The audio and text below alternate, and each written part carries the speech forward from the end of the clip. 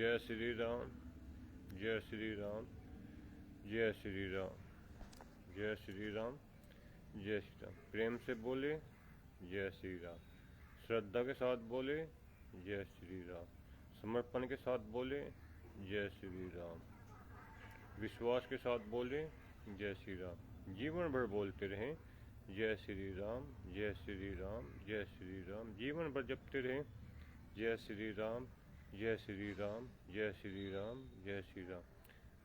समाज के सभी सम्मानित व्यक्तियों को जय श्री राम, जय श्री राम, जय श्री राम। बच्चों को ढेर सारा प्यार, बच्चों को ढेर सारा प्यार। जय श्री राम, जय श्री राम, जय श्री राम, जय श्री राम, जय श्री राम, जय श्री राम। हमारे लिए ही पर्याप्त है, इससे आगे हमें कोई चाह नहीं है। हमारे लिए ही पर्याप्त है। आपने कहा, हमने कहा, आपने सुना, बस हमारे लिए ही पर्याप्त है। जय श्री राम कहना, जय श्री राम जपना, जय श्री राम सुनना, इससे आगे हमारी कोई चाह नहीं है। हमारे लिए ही पर्याप्त है। जय श्री राम, जय श्री राम। चलो आज ईश्वर के बारे में बात करते हैं। आपने सुना होगा ईश्वर का नाम, कभी किसी के मुख से सुना होगा, किसी विद्वान, किसी भक्तजन, किसी महात्मा, संत, गुरुजन आदि के मुख से आपने सुना होगा ईश्वर के बारे में। ईश्वर, परमात्मा, भगवान, इसके बारे में बात करते हैं। ईश्वर, भगवान के बारे में। अब ईश्वर के बारे में क्या बात करनी है, इस पर बात नहीं करनी, इस पर आज चर्चा करनी है। बात तो हम जीवन भर करते रहते हैं, बात नहीं करनी। आज ईश्वर के बारे में चर्चा करनी है। चर्चा कैसे करनी है ईश्वर के बारे में? जय श्री राम, जय श्री राम, जय श्री राम, जय श्री राम कहिए। जय श्री राम, जय श्री राम बोलिए। चर्चा करनी है क्योंकि हर कोई ईश्वर के बारे में जानना चाहता है। हर कोई ईश्वर के बारे में जानने की उत्सुकता रखता है। हर कोई ईश्वर को पाना चाहता है। हर कोई ईश्वर को देखना चाहता है। सभी की उत्सुकता बनी रहती है। अब वो उत्सुकता वो कैसी है, चलो आपको बताने का प्रयास करते हैं। ईश्वर कहाँ रहता है, सभी की जानने की जिज्ञासा है। ईश्वर करता क्या है, सभी की जानने की जिज्ञासा है। ईश्वर दिखता कैसा है, सभी को जानने की इच्छा है। ईश्वर को पाया कैसे जा सकता है, सभी की जानने की जिज्ञासा है। ईश्वर है कितने, एक है, दो है, कितने ईश्वर है? ये भी एक गूढ़ प्रश्न है, एक यक्ष प्रश्न है, बहुत बड़ा प्रश्न है कि ईश्वर है कितने।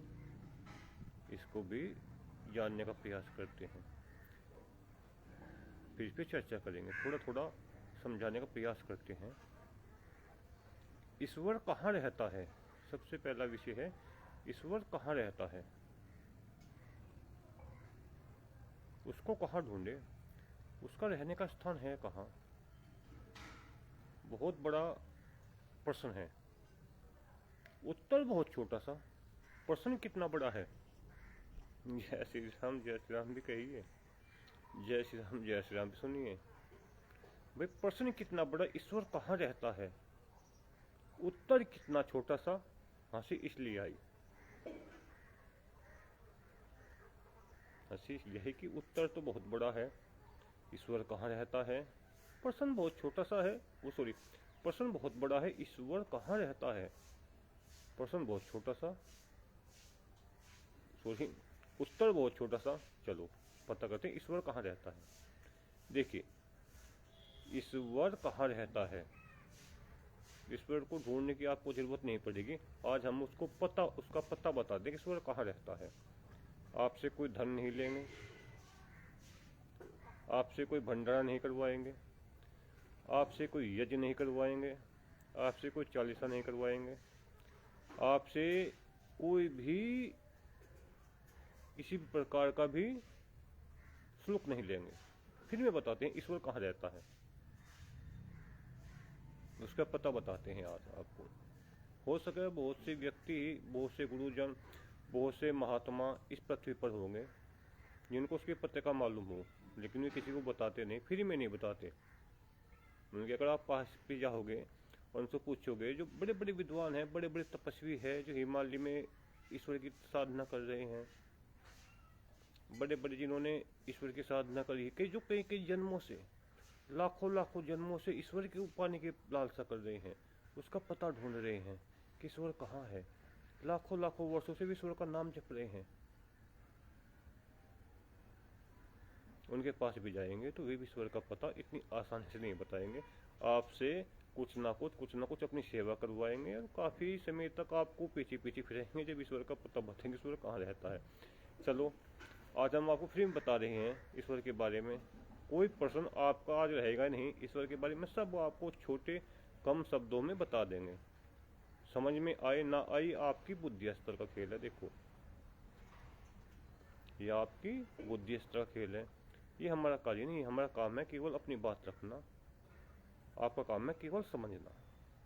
तर्क कुतर्क से कोई बात समझ में नहीं आती। भोजन कितना भी अच्छा बने, अगर आपको उसके अंदर कमी निकालनी है तो आप कमी निकाल ही दोगे। और भोजन कैसा भी हो, अगर भोजन के प्रति आपका सम्मान है नहीं तो वह भोजन ही रहेगा जिसके अंदर काफ़ी कमियां हैं, लेकिन फिर भी वह भोजन ही है, वो अनादर का पात्र नहीं है। भोजन भोजन होता है कि उसके अंदर सारी कमियां हैं, लेकिन फिर भी वो पूजने योग्य है। वो कैसे? आप नहीं उस भोजन को खा सकते, जीव जंतु भोजन को खा सकते हैं। बहुत से जीव जंतु है जो भोजन को खा लेंगे। कौवे को घेर दो आप, कौवे खा लेंगे। कुत्ते को डाल दो, कुत्ते खा लेंगे। गाय माता को डाल दो, वे खा लेंगे। वीडियो कुछ लंबी बन जाएगी, लगभग 45 मिनट के आसपास, 50 मिनट के आसपास आज वीडियो बन जाएगी, इसलिए तैयारी के साथ आए हैं। बोलने की भी सामर्थ्य रखी है और भोजन भी पर्याप्त मात्रा में किया है कि आज बोलना भी अधिक पड़ेगा ईश्वर के बारे में, और ऊर्जा भी चाहिए बोलने के लिए, और जलवल पी के भी आ जाए हैं, अच्छी तैयारी के साथ हैं, क्योंकि बहुत अच्छे टॉपिक पर आज बोलने का विचार आया है, मन बना है। देखो भोजन भोजन होता है, अगर उसमें तुम तर्क को कुतर्क करोगे तो अच्छे से अच्छे भोजन के अंदर भी कमियां निकाल दोगे, और उसके अंदर तर्क कुतर्क नहीं करोगे तो भोजन चाहे जैसा भी है वह भोजन है, उसको नमस्कार करना, उसका सम्मान करना हमारा कर्तव्य है, हमारा दायित्व है, हमारा फर्ज है। चलो ईश्वर के बारे में बात करते हैं। ईश्वर कहाँ रहता है? ईश्वर आपके शरीर के अंदर रहता है। अपने शरीर को देखिए, ईश्वर आपके शरीर के अंदर रहता है। किस रूप में रहता है? भाई आपके शरीर के अंदर तो रहता है, लेकिन किस रूप में रहता है? आपकी आत्मा के रूप में रहता है। लग गया पता आपको ईश्वर कहाँ रहता है?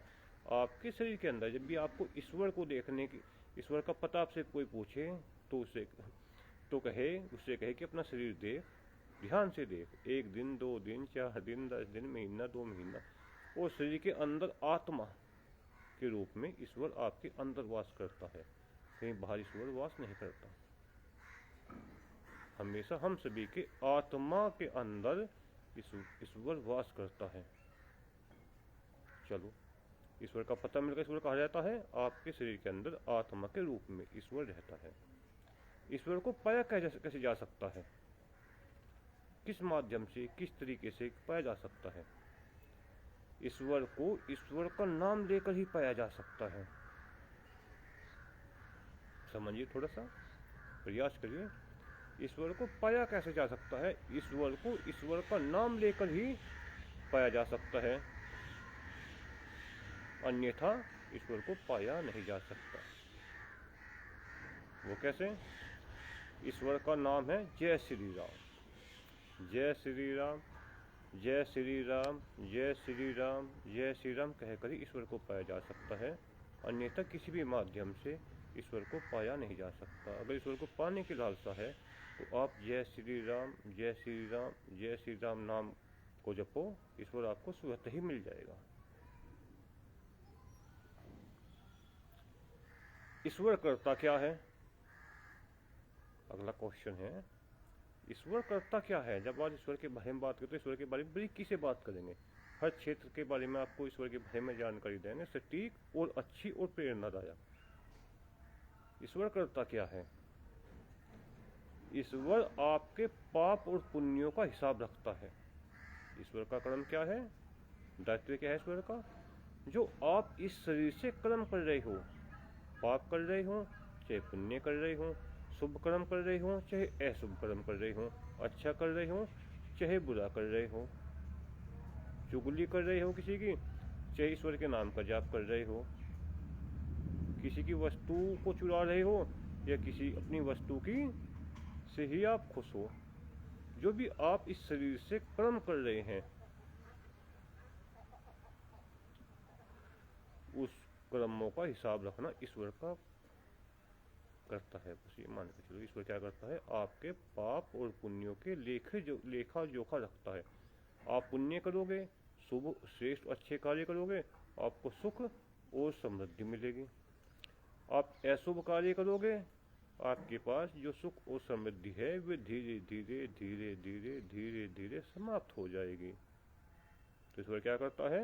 आपके शरीर द्वारा किए, शरीर से, मन से, बुद्धि से, देखो आत्मा कभी पाप नहीं करती, आत्मा कभी पाप नहीं करती। पाप कौन करता है? हमारा मन। पाप कौन करता है? हमारी बुद्धि। पाप कौन करता है? हमारा शरीर। आत्मा कभी पाप नहीं करती, आत्मा निष्पाप है, निष्पाप ही रहेगी। तो आपके किए हुए पाप का लेखा जोखा ईश्वर रखता है और आपके पाप और पुण्यों की दंड स्वरूप या पुरस्कार सहित आपको लौटा के वापस देता है। अशुभ कर्म करोगे, दंड, ईश्वर के दंड के अधिकारी बनोगे। शुभ कर्म करोगे, ईश्वर के पुरस्कार के अधिकारी बनोगे। लग गया पता? ईश्वर क्या करता है? आपके पाप और पुण्यों का लेखा जोखा ईश्वर रखता है। तो ईश्वर के बारे में क्या जानने की इच्छा है? बताइए। भाई ईश्वर का पता मिल गया हमको। ईश्वर कहाँ रहता है? हमारे शरीर के अंदर आत्मा के रूप में। ईश्वर को कैसे पाया जा सकता है? जय श्री राम, जय श्री राम, जय श्री राम कहकर, ईश्वर का नाम लेकर ही ईश्वर को पाया जा सकता है। यही माध्यम है, यही साधन है। ईश्वर करता क्या है? आपके किए हुए कर्मों का हिसाब रखता है। आप जैसे भी कर्म करोगे उनका हिसाब ईश्वर रखता है और समय समय पर आपको पुरस्कार या दंड देता है। अशुभ बुरे कर्मों के लिए दंड मिलेगा आपको, शुभ और श्रेष्ठ कर्मों के लिए आपको पुरस्कार मिलेगा। जय श्री राम, जय श्री राम, जय श्री राम, जय श्री राम। अब क्वेश्चन रहेगा, ईश्वर कितने हैं? ये भी एक गुड क्वेश्चन है कि ईश्वर कितने हैं? ईश्वर केवल एक है, ईश्वर अनेक नहीं, ईश्वर एक है। अब इसको साबित कैसे करेंगे? ईश्वर एक ही है, समझेंगे कैसे? भाई ईश्वर के बारे में तुमने बहुत पढ़ा है कि ईश्वर तो बहुत सारे हैं, लेकिन ईश्वर बहुत सारे नहीं, ईश्वर एक है। इसको साबित करेंगे आपके साथ। चलो देखिए, आप पैदा हुए, आपके शरीर कितने थे?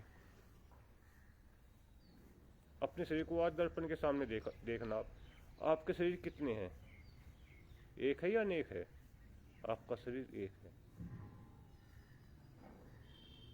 आपका शरीर एक है। जब पैदा हुए तब भी आपका शरीर एक था, जब मृत्यु को प्राप्त हो गए तब भी शरीर आपका एक था, और आज देखोगे आज भी शरीर आपका एक है। लेकिन जब पैदा हुए कितने नाते आपके से जुड़ गए? किसी के आप भतीजे हुए। देखो माँ के से कोख से पैदा हुए तो माँ से नाता आपका पूत का हो गया, पिता से पूत का हो गया, चाचा से भतीजे का हो गया, मामा से भांजे का हो गया। फिर आप और बड़े हुए, शादी हो गई, जिसके साथ शादी हुई उसके आप पति कहलाए, आपके संतान हुई आप बाप कहलाए, स्कूल में गए विद्यार्थी कहलाए, ऑफिस में गए, कर्मचारी कहलाए। हो तो आप एक ही। आप किसी को पढ़ाते हो, टीचर कहलाए। आप बिजनेस करते हो, कारोबारी कहलाए। आप देश की सेवा करते हो, सैनिक कहलाए। रख दो, मैं उठा लूंगा थोड़ी देर में। या छा छा कर लीजिए। हेलो, जय श्री राम। जय श्री राम कहिए। जय श्री राम, जय श्री राम बोलिए। शरीर तो आपका एक ही है ना। फिर आपके पोते हुए आप दादा कहलाए। शरीर तो एक ही है ना, क्या अनेक शरीर है? शरीर तो आपका एक ही है, अनेक शरीर नहीं है। जिस शरीर को आप देख सकते हैं। वैसे 3 शरीर कहा गया है शास्त्र के अनुसार, स्थूल शरीर, कारण शरीर और सूक्ष्म शरीर। कारण शरीर और सूक्ष्म शरीर के बारे में किसी दिन और चर्चा करेंगे, आपको बताएंगे हमारा कारण शरीर क्या होता है और हमारा सूक्ष्म शरीर क्या होता है, हम उसको कैसे देख सकते हैं, क्या उनका कर्म होता है, क्या वे करते हैं। फिलहाल आज ईश्वर के बारे में बता रही है, इस स्थूल शरीर के बारे में, क्योंकि हम सब स्थूल शरीर को देख सकते हैं। कारण शरीर और सूक्ष्म शरीर को हम नहीं देख सकते।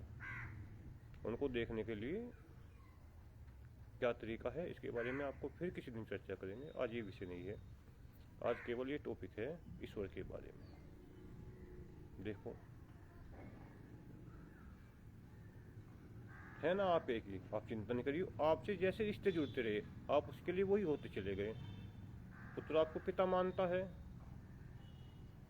भांजा आपको मामा मानता है,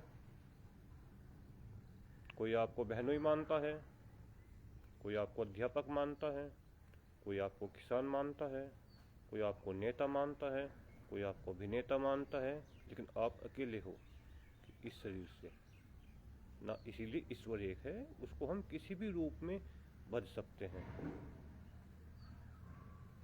जय श्री राम। जय श्री राम कहिए। जय श्री राम, जय श्री राम बोलिए।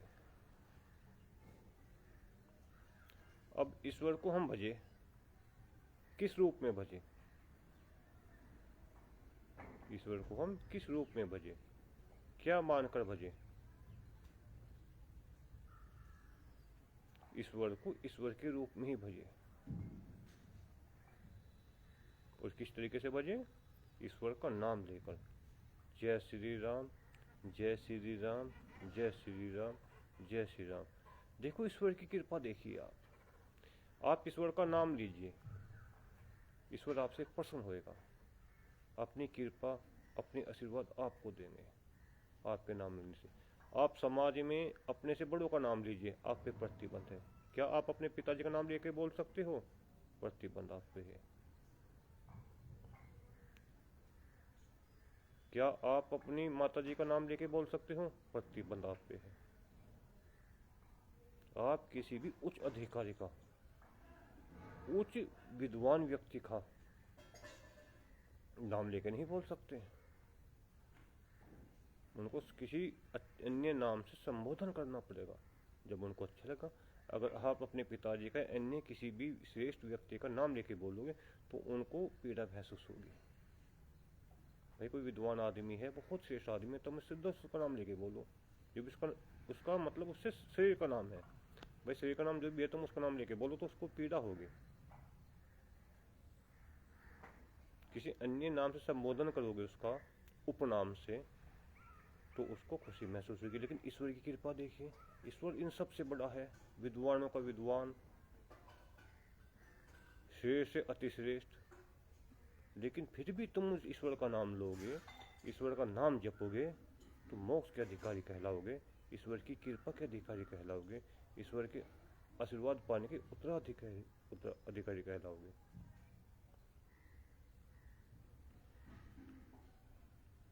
चलो टॉपिक छोटा करते हैं, बताते हैं। ईश्वर का पता कहाँ है? आपके शरीर के अंदर आत्मा के रूप में ईश्वर रहता है। ईश्वर कैसे मिलेगा? ईश्वर का नाम लेकर जय श्री राम, जय श्री राम, जय श्री राम कहने से, जय श्री राम, जय श्री राम ईश्वर जपने से ईश्वर की प्राप्ति होगी। अन्यथा कोई तरीका नहीं है। ईश्वर कितने हैं? ईश्वर केवल एक है।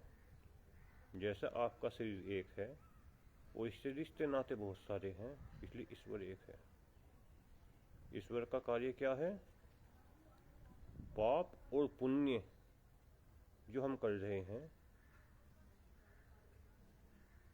उनका हिसाब रखना और दंड स्वरूप हमें उन पाप के बदले में दंड देना और पुण्य के बदलों में हमें पुरस्कार देना। और पाप पुण्य क्या है ये हमने आपको बताया था, लेकिन चलो इसके बारे में आज फिर पाप और पुण्य हमें कैसे पता चले कि जो हम कर्म कर रहे हैं हमारे पाप है या जो हम कर्म कर रहे हैं हमारे पुण्य है, हमको कैसे पता चलेगा? तो उसको थोड़ा सा बताएं भाई। बहुत से आदमी भाई आपने कह दिया कि ईश्वर पुण्य के बदले में आपको पुरस्कार देंगे और पाप के बदले में आपको दंड देंगे, लेकिन ये भी समस्या पैदा हो गई साथ साथ में कि पाप और पुण्य क्या है। भाई हमने कोई कर्म किया, हमें कैसे पता लगे हमने जो कर्म किया वो पाप है या पुण्य है? इसके बारे में बताते हैं, बहुत छोटी सी पहचान बताते हैं, बहुत छोटी सी पहचान आपको कि पाप पुण्य केवल एक पहचान है।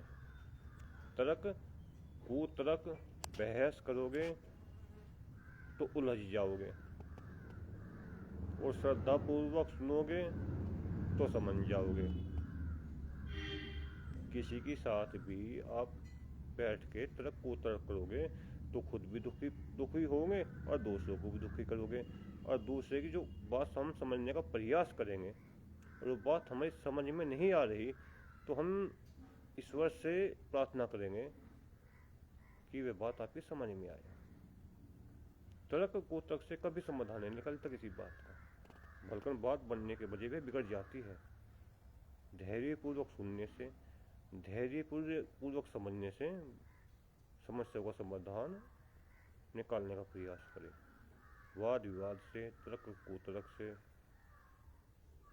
ज़्यादा तेज बोलने से, हा हुल्ला करने से समस्या बिगड़ती है, समस्या का समाधान नहीं होता। तो आप कहते पाप पुण्य की पहचान क्या है? जय श्री राम, जय श्री राम कहिए, जय श्री राम, जय श्री राम बोलिए। पाप पुण्य की पहचान क्या है? केवल एक पहचान है, छोटी सी पहचान है।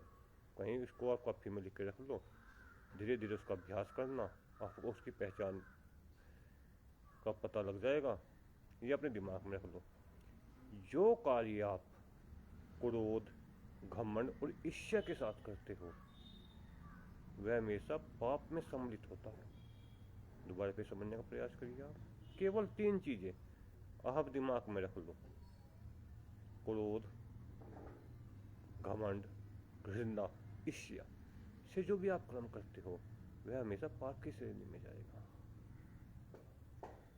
छोटी सी पहचान है। जब भी हम कोई कर्म कर रहे हैं, कुछ भी कार्य कर रहे हैं, अपने अंदर देख ले मेरे अंदर क्रोध तो उत्पन्न नहीं हो रहा, अपने अंदर देख ले मेरे अंदर घमंड अहंकार तो उत्पन्न नहीं हो रहा इस कर्म को करते हुए, अपने अंदर देख ले मेरे अंदर ईर्ष्या और घृणा तो पैदा नहीं हो रही इस कर्म को करते हुए।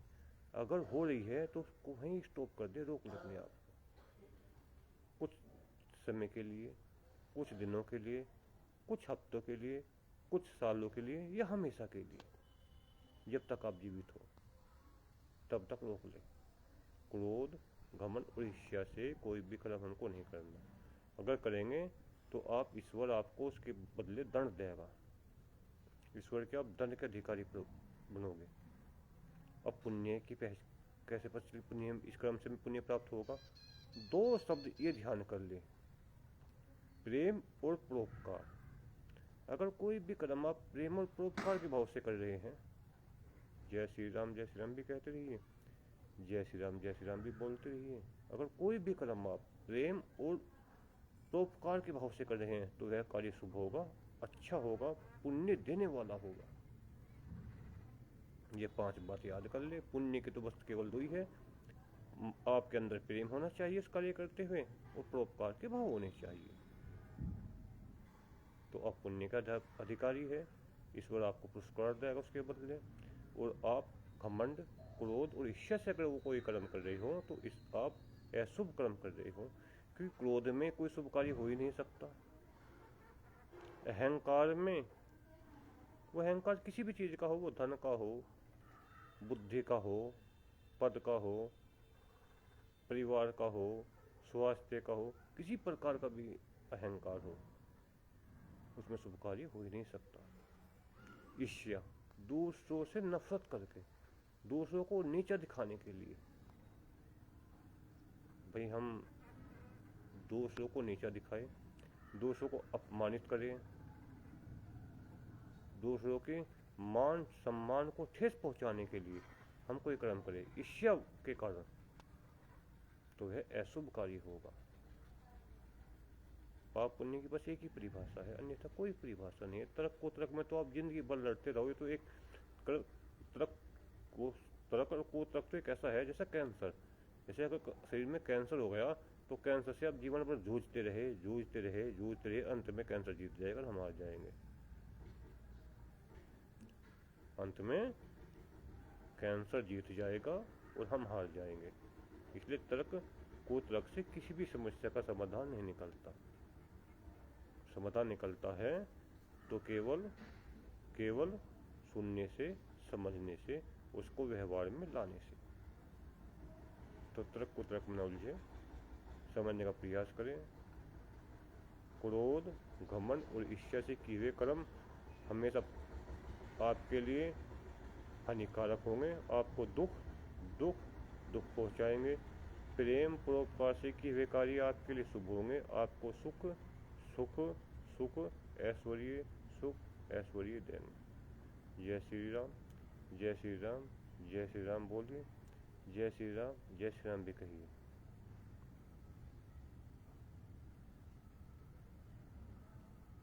ईश्वर करता क्या है हमको पता लग गया। चलो एक बार आपसे चर्चा कर लेते हैं। हमने किस बारे में आज चर्चा करी? कम शब्दों में, ईश्वर कहाँ रहता है? आपके शरीर के अंदर आत्मा के रूप में ईश्वर रहता है, कहीं बाहर नहीं रहता। ईश्वर करता क्या है? आपके पाप और पुण्य का लेखा जोखा रखता है। ईश्वर दिखता कैसा है, ये विषय रह गया था। ईश्वर दिखता कैसा है, ये टॉपिक छूट गया था। चलो हाँ, बहुत से देखेंगे ईश्वर दिखा कैसे है। सबको देखने की चाहत है, हम मेरे को भी देखने की चाह नहीं रहती, क्योंकि हम ईश्वर को देख चुके हैं ना। अब जिसने ईश्वर को देख लिया उसको ईश्वर की चाह रहेगी नहीं। भाई किसी चीज़ को हमने देख लिया तो चाह खत्म हो गई, और किसी चीज़ को हमने नहीं देखा तो उसके देखने की चाह रहेगी हमारे अंदर। तो कैसी भी अच्छी से अच्छी चीज़ हो, श्रेष्ठ से श्रेष्ठ चीज़ हो, अगर हमने एक बार वो देख ली तो चाह खत्म हो जाएगी। इतने हम उसको नहीं देखेंगे, इतनी चाह बनी रहेगी। एक बच्चा इंटरव्यू देने के लिए गया, और इंटरव्यू में देने के बाद नौकरी की तैयारी में उसके करने का समय 6 महीने, लगभग साल या 2 साल लग गया। वो प्रयास करता रहा साल 2 साल के लिए। फिर लिस्ट लग गई, और लिस्ट को देखने के लिए उसके मन में उतावलापन रहेगा, उत्सुकता रहेगी कि यार मैं फेल हुआ या पास हुआ। जैसे भी उसने वो लिस्ट देखी और उसको पता चल गया कि तू फेल हो गया या पास हो गया, तो उसकी उत्सुकता लिस्ट की तरफ से खत्म हो जाएगी। पास हो गया तो मन प्रसन्न होगा, फेल हो गया तो मन दुखी होगा। लेकिन लिस्ट से कोई मोहब्बत नहीं रहेगी फिर उससे। उसको इतना ही देखना है लिस्ट कि वो फेल हुआ या पास हुआ। तो ईश्वर दिखता कैसे है, बात चले थे। बहुत छोटा सा उत्तर है, बहुत छोटा सा, अगर समझोगे तो वो छोटा उत्तर है। जैसी हमारी भावना, ईश्वर ऐसे ही दिखता है। जैसी हमारी भावना, ईश्वर ऐसे ही दिखता है। हमारी आत्मा की जैसी भावना होती है, ईश्वर ऐसा ही दिखता है। आप उसे जिस भाव में देखोगे, जिस भाव में भजोगे, ईश्वर ऐसा ही आपको दिखाई देगा। आप उसको मित्र के रूप में मानिए, ईश्वर मित्र के रूप में दिखाई देगा। आप उसको शत्रु के रूप में मानिए, ईश्वर शत्रु के रूप में दिखाई देगा। आप उसको सारे जगत का स्वामी मानिए, ईश्वर सारे जगत का स्वामी दिखाई देगा। आप ईश्वर को कुल मिला के कम शब्दों में समझने का प्रयास करें। आप जिस भाव से ईश्वर को देखते हैं, उस भाव से ही आपको ईश्वर दिखाई देगा। जिस छवि को आप ईश्वर की बनाने अपने अंदर महसूस करते हैं कि ईश्वर ऐसा है, वो ईश्वर का स्वरूप ऐसे ही हो जाता है। तो दिखता कैसा है वो? जैसी हमारी भावनाएं हैं। ईश्वर ऐसा ही दिखता है। अब ईश्वर को आपको किस रूप में देखना है, वो अपने अंदर के भाव देख ले। इस भाव से तुम्हारी जय श्री राम भी कहते रहिए, जय श्री राम भी बोलते रहिए। तो ईश्वर के बारे में इससे ज़्यादा कुछ और कहा नहीं जा सकता। कोई हमसे श्रेष्ठ है, कोई विद्वान है, कोई गुरुजन है, वो अधिक जानता है, तो वह उसके पास जाओ, उससे जानकारी लो, उसका धन्यवाद दो, उसको पैसे दो, उसको समय दो, उसकी सेवा करो। फिर इससे अधिक आपको वह बता दें तो हमारी तरफ से उसको जय श्री राम जरूर कह देना। अगर इससे अधिक वह बता दें तो उसको जय श्री राम हमारी ओर से कह देना। बस ईश्वर के बारे में यही 5-4 बातें हैं। अगर हम समझने का प्रयास करेंगे तो हम ईश्वर के बारे में सब कुछ जान जाएंगे, और समझने का प्रयास नहीं करने के बस तो जीवन है जैसा चलती रहेगा। जैसे हमारे कर्म होंगे, हमारी आत्मा को ऐसे ही शरीर अगले मिल जाएगा। अच्छा करेंगे अच्छा शरीर मिलेगा, गलत कर्म करेंगे तो गलत में शरीर मिलेगा। जय श्री राम कहिए, जय श्री राम बोलिए। आज के लिए इतना ही है ईश्वर के बारे में। जय श्री राम कहिए। ईश्वर की बस 5 ही विशेषताएं है, और ईश्वर की कोई विशेषता नहीं है। ईश्वर कहाँ रहता है? आपके शरीर के अंदर आत्मा के रूप में। ईश्वर क्या करता है? आपके पाप और पुण्य का हिसाब किताब। ईश्वर दिखता कैसा है? जैसी हमारी भावना, ईश्वर ऐसा ही दिखता है। ईश्वर कितने हैं? ईश्वर केवल एक है।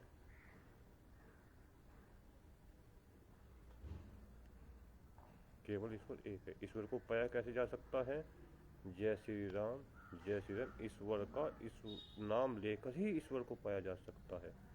अगर कभी ईश्वर को पाने की आपके मन में ललक उठे तो अपने आप से कहना कि ईश्वर का नाम लेकर ही पाया जा सकता है, अन्यथा किसी माध्यम से पाया जा सकता ही नहीं। ईश्वर को पाने के लिए बस ईश्वर का नाम ही भजना पड़ेगा। ईश्वर का सर्वोत्तम नाम, श्रेष्ठ नाम क्या है?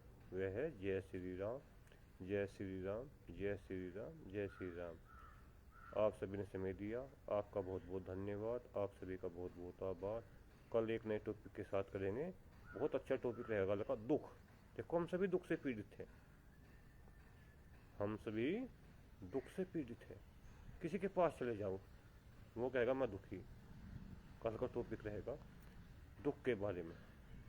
किसी के पास चले जाओ, वो कहेगा यार मैं दुखी। कोई धन को लेके दुखी, कोई स्वास्थ्य को लेके दुखी, कोई परिवार को लेके दुखी, कोई सगे संबंधियों को लेके दुखी, कोई नौकरी को लेके दुखी दुख कहेगा। तो कल को दुख से बाहर निकालने का आपको रास्ता बताएंगे। आपको सुनकर आश्चर्य होगा कि दुनिया में दुख है ही नहीं, दुख नाम की कोई चीज़ होती ही नहीं।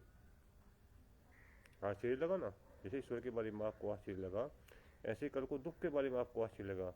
कल को बताएंगे कि दुख नाम की इस पृथ्वी पे कोई चीज़ है ही नहीं, फिर दुख किस चीज़ का? कल को दुख का विषय रहेगा, बहुत अच्छी तरीके से समझाएंगे।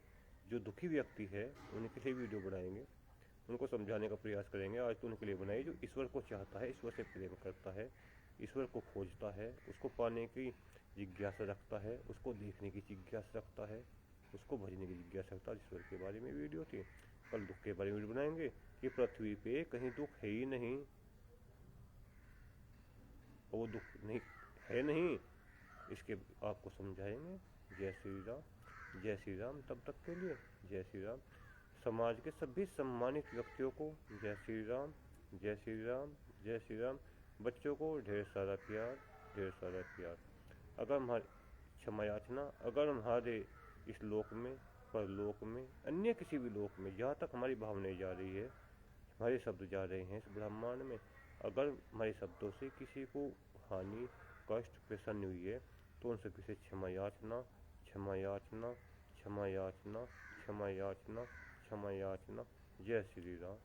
जय श्री राम कल दुख के बारे में बात करते हैं कि दुख इस पृथ्वी पे कहीं भी नहीं है। कहीं का मतलब कहीं भी नहीं है। जय श्री राम, जय श्री राम। ओम ओम